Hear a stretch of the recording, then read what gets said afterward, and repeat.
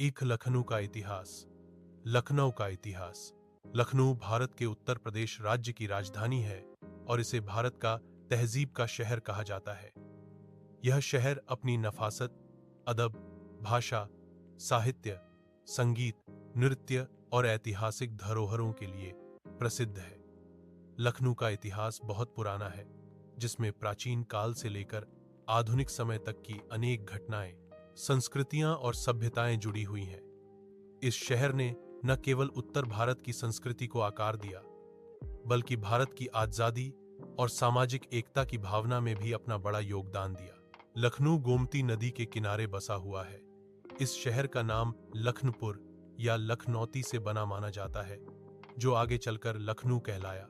लोक कथाओं के अनुसार यह स्थान भगवान श्री राम के छोटे भाई लक्ष्मण द्वारा बसाया गया था, इसलिए इसका नाम लक्ष्मणपुरी पड़ा। समय के साथ यह नाम बदलकर लखनपुर, फिर लखनऊ और अंततः लखनऊ हो गया। इतिहास के दस्तावेजों में भी अवध क्षेत्र का उल्लेख मिलता है, जिसका केंद्र लखनऊ ही रहा। प्राचीन काल में लखनऊ और इसका आसपास का क्षेत्र अवध या औध के नाम से जाना जाता था। यह क्षेत्र बहुत उपजाऊ था और यहाँ की जलवायु भी अनुकूल थी। गंगा गोमती दोआब क्षेत्र में होने के कारण यहाँ कृषि, पशुपालन और व्यापार प्राचीन काल से ही फलता फूलता रहा। वैदिक काल में यह क्षेत्र कौशल राज्य का हिस्सा था, जिसकी राजधानी अयोध्या थी। जब भगवान राम का राज्य कौशल में था, तब लखनऊ उनके छोटे भाई लक्ष्मण के अधिकार क्षेत्र में माना गया। इसलिए कहा जाता है कि लखनऊ का इतिहास भगवान राम के समय तक जाता है। मौर्य काल में लखनऊ क्षेत्र सम्राट अशोक के साम्राज्य में शामिल था। यहाँ बौद्ध धर्म का भी प्रसार हुआ। आसपास के क्षेत्रों में अनेक बौद्ध विहार और स्तूप बने, जिनके अवशेष आज भी कुछ स्थानों पर मिलते हैं।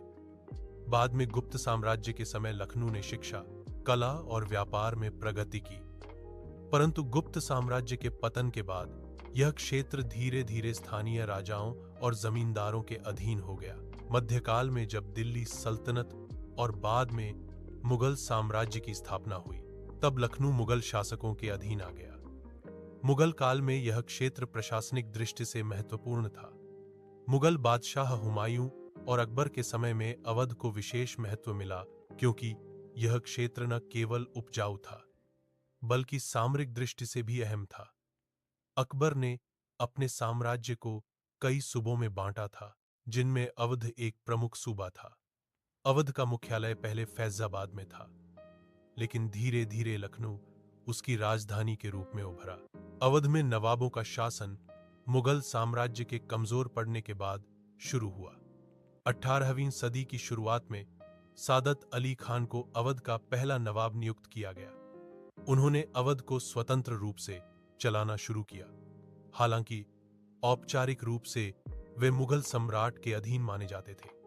उनके बाद सफदरजंग, शुजा उद दौला और आसफ उद दौला जैसे नवाबों ने लखनऊ को कला, संस्कृति, स्थापत्य और संगीत का केंद्र बना दिया। खासकर नवाब आसफ उद दौला के शासनकाल में लखनऊ ने अभूतपूर्व उन्नति की। उन्होंने 1784 में अकाल राहत के लिए हजारों मजदूरों को काम देने के उद्देश्य से बड़ा इमाम बाड़ा बनवाया। यह इमारत आज भी लखनऊ की पहचान है। इसके साथ ही रूमी दरवाजा, भूल भुलैया और अन्य स्थापत्य चमत्कार नवाबी युग की शान है। लखनऊ का नवाबी दौर सिर्फ भव्य इमारतों तक सीमित नहीं रहा, बल्कि यहाँ की भाषा, अदब और तहजीब ने एक नई पहचान बनाई। उर्दू भाषा का विकास इसी समय हुआ। लखनऊ की उर्दू नजाकत और नफासत प्रसिद्ध हुई। आदाब कहने की परंपरा, जनाब बोलने का सलीका और मीठी भाषा की शैली इसी दौर में पनपी। यहाँ के दरबारों में शायरी, मुशायरे, नृत्य, संगीत और भोजन कला का विशेष स्थान था। कथक नृत्य का रूप लखनऊ घराने में विकसित हुआ, जिसने भारतीय शास्त्रीय नृत्य को नया रंग दिया। नवाब वाजिद अली शाह लखनऊ के अंतिम स्वतंत्र नवाब माने जाते हैं। वे खुद बहुत बड़े कलाकार, कवि, संगीतकार और नर्तक थे। उनके समय में लखनऊ की संस्कृति अपने शिखर पर थी, लेकिन अंग्रेजों की नजर इस समृद्ध राज्य पर पड़ चुकी थी। ब्रिटिश ईस्ट इंडिया कंपनी ने 1856 में लखनऊ को अपने नियंत्रण में ले लिया और वाजिद अली शाह को कोलकाता निर्वासित कर दिया। इससे लखनऊ के लोगों में असंतोष फैल गया और 1857 के स्वतंत्रता संग्राम में लखनऊ एक प्रमुख केंद्र बन गया। 1857 की क्रांति में लखनऊ का योगदान अमर है। बेगम हज़रत महल, जो वाजिद अली शाह की पत्नी थीं, उन्होंने अंग्रेजों के खिलाफ मोर्चा संभाला। उन्होंने अपने पुत्र बिरजिस कद्र को अवध का शासक घोषित किया और जनता को संगठित कर अंग्रेजी शासन के विरुद्ध युद्ध लड़ा। ब्रिटिश रेजिडेंसी पर महीनों तक घेराबंदी रही, जिसे सीज ऑफ लखनऊ कहा जाता है। अंततः अंग्रेजों ने शहर पर फिर से कब्जा कर लिया, लेकिन लखनऊ की वीरता इतिहास में दर्ज हो गई। अंग्रेजों ने बाद में लखनऊ को पुनर्गठित किया। उन्होंने शहर में कई नई इमारतें, सड़कें और प्रशासनिक केंद्र बनाए। उन्होंने पुराने नवाबी भवनों को अपने कामों के लिए इस्तेमाल किया, परंतु लखनऊ की तहजीब और संस्कृति को मिटा नहीं सके। ब्रिटिश शासन के दौरान भी लखनऊ साहित्य और शिक्षा का केंद्र बना रहा। यहाँ उर्दू, हिंदी, फारसी और अंग्रेजी साहित्य का विकास हुआ।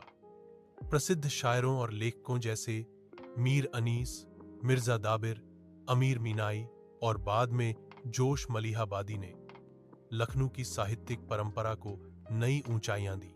स्वतंत्रता आंदोलन के दौरान भी लखनऊ ने महत्वपूर्ण भूमिका निभाई।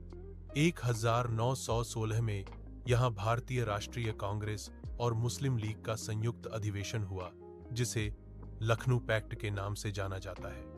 यह समझौता हिंदू मुस्लिम एकता की दिशा में एक ऐतिहासिक कदम था।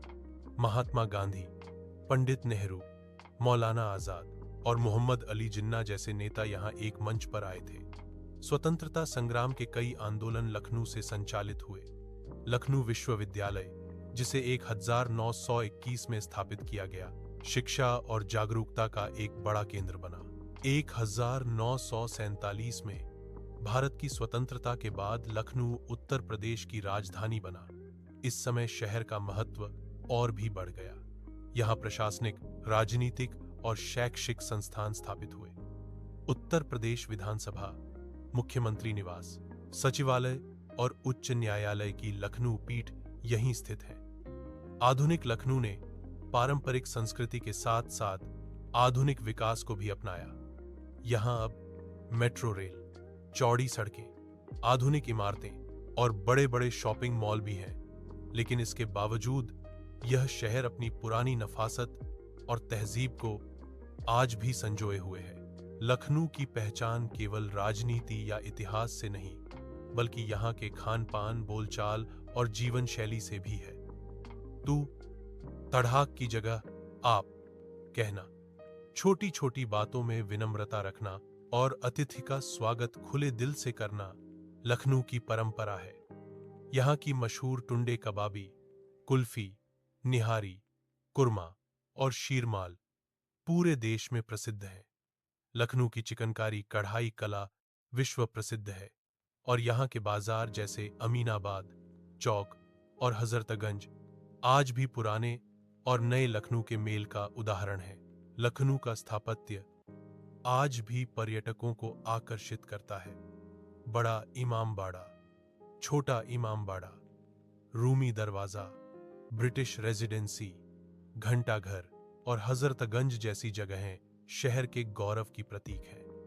इसके अलावा आधुनिक दौर में बने Gomti river front, Ambedkar park और एकाना स्टेडियम ने भी शहर की सुंदरता में वृद्धि की है। यहाँ की सड़कें, बाग और इमारतें नवाबी और आधुनिकता का सुंदर मिश्रण पेश करती हैं। साहित्य और कला के क्षेत्र में भी लखनऊ ने देश को अनेक रत्न दिए हैं। फिल्म, थिएटर, शायरी और संगीत में लखनऊ की छाप आज भी देखी जा सकती है। यहाँ की लखनऊ की उर्दू आज भी सबसे शुद्ध और मीठी मानी जाती है। हिंदी साहित्य में भी प्रेमचंद, यशपाल, अमृतलाल नागर जैसे लेखकों ने इस शहर की संस्कृति को अपने लेखन में जीवंत किया। आज भी लखनऊ को अदब का शहर कहा जाता है। समाज और शिक्षा के क्षेत्र में भी लखनऊ अग्रणी है।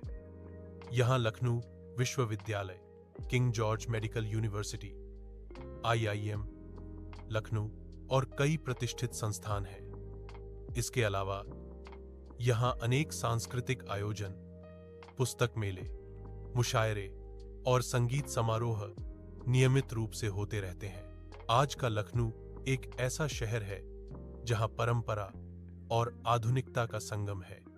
एक ओर यहां पुराने नवाबी भवनों की छाया है, तो दूसरी ओर चमकते हुए मॉल और तकनीकी पार्क हैं। यहां का हर नागरिक अपने शहर पर गर्व करता है, क्योंकि लखनऊ न सिर्फ उत्तर प्रदेश की राजधानी है, बल्कि भारतीय संस्कृति और सभ्यता का प्रतीक भी है। लखनऊ का इतिहास यह बताता है कि यह शहर केवल राजाओं या नवाबों की बसाई हुई जगह नहीं है, बल्कि यह उन आम लोगों की मेहनत, कला और प्रेम की धरती है जिन्होंने इसे जिंदा रखा। चाहे वह 1857 के वीर सिपाही हों या आधुनिक युग के कलाकार, हर युग ने लखनऊ को कुछ न कुछ नया दिया है। लखनऊ आज भी वही शहर है जहां लोग कहते हैं, पहले आप। यह शब्द केवल एक वाक्य नहीं, बल्कि इस शहर की आत्मा है।